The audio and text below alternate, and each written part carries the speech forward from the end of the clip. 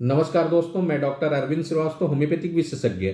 आज मैं बात करूंगा आपसे गुर्दा की बीमारी के बारे में। जी हाँ, किडनी डिजीज के बारे में। दोस्तों, आज हम जानेंगे कि किडनी हमारे लिए कितना महत्वपूर्ण है, इसकी बीमारी के कारण क्या होते हैं, लक्षण क्या होते हैं, इसका जांच कैसे करें, इसका इलाज क्या हो सकता है, इसका बचाव का उपाय क्या हो सकता है और क्या होम्योपैथी में इसका इलाज संभव है। तो दोस्तों, आइए सबसे पहले जानते हैं कि किडनी महत्वपूर्ण कैसे है। किडनी हमारे शरीर का बहुत ही महत्वपूर्ण अंग है। ये मुट्ठी की आकार का होता है और ये एक जोड़े में होता है और कमर के ठीक ऊपर पीछे की साइड में अंदर में लगा होता है। दोस्तों, ये सबसे बड़ा फिल्टर है हमारे शरीर का। इसमें 10 लाख से भी ज्यादा फिल्टर लगे हुए हैं और जिसके अंदर ट्यूब्यूल्स, नीचे ट्यूब्यूल्स लगे हुए हैं। आपको जान के हैरानी होगी कि हमारे शरीर के अंदर 300 से भी ज्यादा टॉक्सिक मटेरियल, टॉक्सिक केमिकल यानी जहरीला पदार्थ रोज बनते रहते हैं, जिसे फिल्टर करके यूरिन के रूप में बाहर करने का काम हमारी किडनी करता है, हमारा गुर्दा करता है। अब अगर ये हमारा गुर्दा बीमार हो जाए तो ये जहरीले पदार्थ हमारे शरीर से ठीक से बाहर नहीं हो पाएंगे, फ्लश आउट नहीं हो पाएंगे। और अगर ये जहरीला पदार्थ हमारे शरीर से फ्लश आउट नहीं हो पाएगा, हमारे शरीर के अंदर अगर ये रुकने लगेगा, तो आप जान सकते हैं कि हमारे शरीर को, हमारे जीवन को कितना खतरे में डाल सकता है और कितना प्राणघातक हो सकता है। दोस्तों, अगर हम भारत की बात करें तो भारत को शुगर के मर्ज की राजधानी कहा जाने लगा है।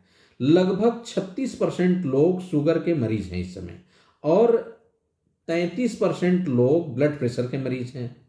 इसी तरह से 26% लोगों के अंदर गुर्दे में कुछ ना कुछ खराबी, कुछ ना कुछ बीमारी है।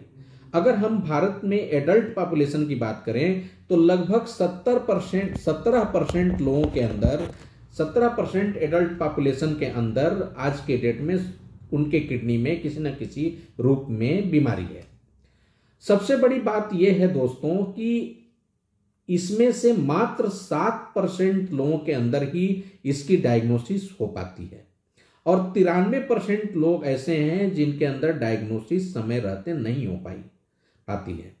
इसके पीछे जो कारण सबसे बड़ा है वो यही है कि किडनी जब तक 50% से अधिक, 60, 70%, 80% खराब नहीं हो जाती, तब तक कोई लक्षण ही नहीं दिखाई देता है या बहुत हल्के लक्षण दिखाई देते हैं और इसकी वजह से ये जानकारी में नहीं हो पाती।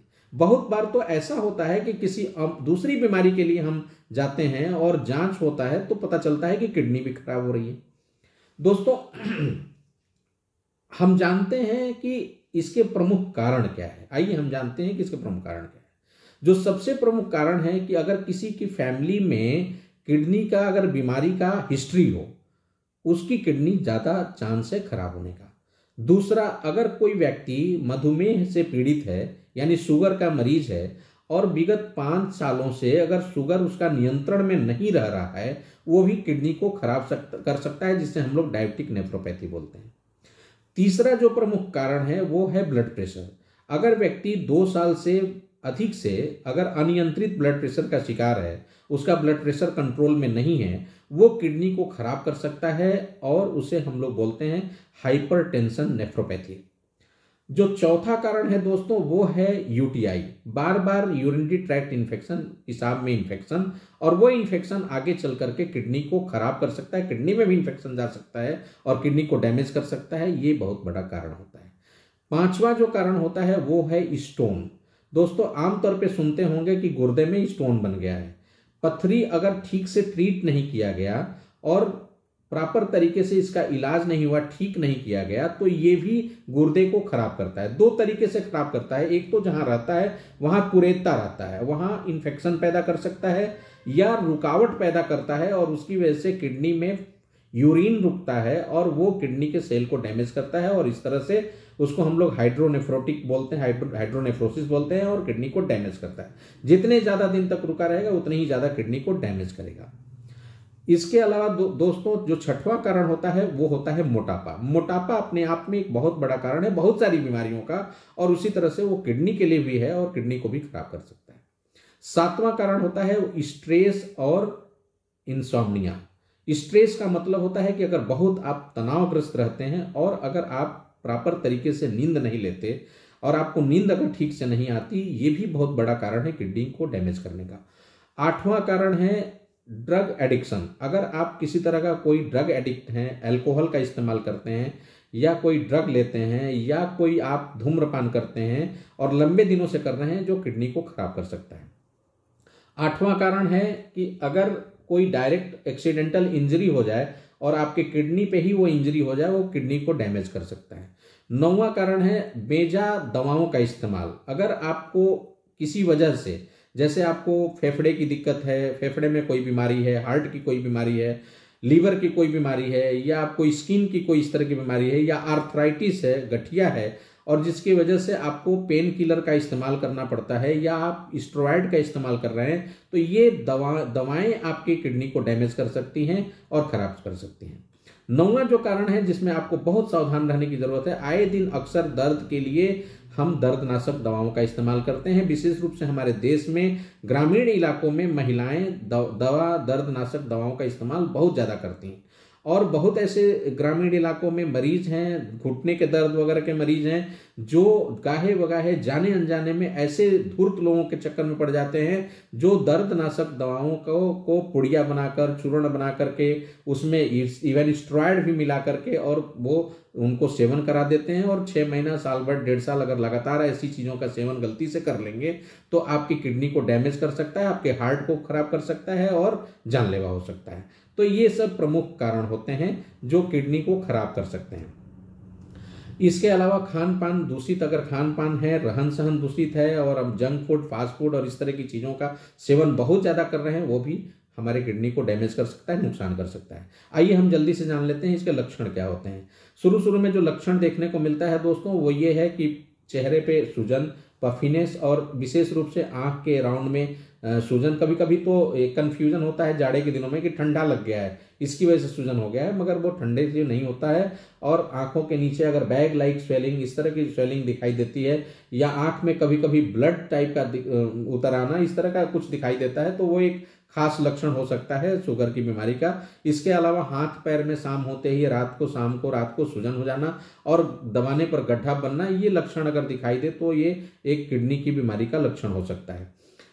इसके अलावा अगर यूरिन में आपको पस आ रहा है, ब्लड आ रहा है, ब्लडी यूरिन हो रहा है, या यूरिन का कलर बहुत ज़्यादा डीप येलो हो रहा है, या अगर उसमें फोमी यूरिन हो रहा है, अगर साबुन की झाग की तरह से फोम आ रहा है, फ्रोदी यूरिन हो रहा है, या पेशाब करने में आपको दिक्कत होती है, बार बार पेशाब लगता है, कड़क हो जा रहा है, या रात में अगर बार बार आपको 4 बार, 5 बार, 6 बार उठना पड़ता है, तो या अगर बहुत कम पेशाब हो रहा है, तो ये सारे लक्षण हो सकते हैं आपके किडनी डैमेज के होने का। इसके अलावा दोस्तों, अगर खून, हमारा जो किडनी होता है वो एक हार्मोन बनाता है, एरिथ्रोपोइटिन हार्मोन, जो हमारे बोन मैरो को एक्टिवेट करता है और ब्लड फॉर्मेशन में तेजी लाता है, ब्लड फॉर्मेशन कराता है। अब अगर ये कम मात्रा में बनता है तो ब्लड का फॉर्मेशन भी कम हो जाता है ऐसे में, और जो है ब्लड टूटता रहता है, और कम भी बनता है और टूटता भी रहता है, इसलिए जो है ब्लड कम पड़ता है और व्यक्ति एनीमिक हो जाता है। तो पेशेंट अगर बार बार एनीमिक है या लगातार एनीमिक रह रहा है, कमजोरी बहुत महसूस हो रही है, तो वो भी इसका सिम्टम हो सकता है। इसके अलावा दोस्तों, बहुत ज़्यादा सुस्ती लगना, कमजोरी लगना, भूख न लगना, खाने की इच्छा न करना, या उबकाई आना, मिचली लगना और उल्टी होना, और बार बार रोज उल्टी होना, इस तरह के लक्षण अगर दिखाई दे रहे हैं तो ये मान के चलिए कि किडनी काफ़ी ज़्यादा डैमेज हो गई है और बहुत खराब स्थिति में, तुरंत उसकी जांच की जरूरत है। इस तरह के लक्षण दिखाई देते हैं। एक खास लक्षण पे आपको ध्यान आकृष्ट कराना चाहूँगा दोस्तों, अगर आपको बराबर खांसी बनी रह रही है, अक्सर खांसी आती है, या आप झुकते हैं तो आपको सकदम की तरह से लगता है, खांसी आने लगती है, दम घुटने लगता है, या सुबह आप टॉयलेट के लिए बैठते हैं तो आपका दम घुटने लगता है, बेचैनी लगती है, इस तरह का, अगर उकड़ू बैठते हैं तो बहुत ज़्यादा दम घुटने लगना या सांस फूलने लगता, इस तरह के अगर लक्षण दिखाई दे रहे हैं तो ये फेफड़े में पानी की मात्रा का एक्युमुलेशन या बढ़ने की वजह से ऐसा होता है, और ये खास लक्षण हो सकता है किडनी के खराब होने का, किडनी डैमेज होने का। इसके अलावा बहुत एडवांस स्थिति में जब जाता है तो वजन भी बहुत तेजी से घट सकता है, प्रोटीन बहुत ज़्यादा यूरिन में पास होने लगता है, और साथ साथ स्किन बहुत ड्राई पड़ने लगता है और खाज बहुत होने लगता है। अगर खाज होने लगे स्किन में और बार बार लगातार रोज उल्टी महसूस होने लगे या उल्टी होने लगे, ये बहुत प्रोमिनेंट लक्षण है कि अब आप डायलिसिस की तरफ बढ़ रहे हैं और डायलिसिस की आवश्यकता पड़ सकती है। तो इस तरह से लक्षण दिखाई देते हैं दोस्तों, और इस लक्षणों को पहचान करके आपको तत्काल इसके जांच के बारे में सोचना चाहिए। जांच में क्या है, आइए फटाफट जानते हैं। जांच में सबसे पहले यूरिन का रूटीन माइक्रोस्कोपिक जांच कराना चाहिए। आवश्यकता हो तो यूरिन कल्चर कराना चाहिए, ब्लड में सीबीसी टेस्ट कराना चाहिए, किडनी फंक्शन टेस्ट कराना चाहिए, आवश्यकता अनुसार एल्बुमिन क्रेटिनिन रेशियो 24 आवर्स का कराना चाहिए, यूएसजी अल्ट्रासोनोग्राफी पेट का कराना, किडनी केयूबी कराना चाहिए, और आवश्यकता पड़ी तो सीटी स्कैन कराना चाहिए, या रीनल बायोप्सी की आवश्यकता पड़ती है तो कराना चाहिए।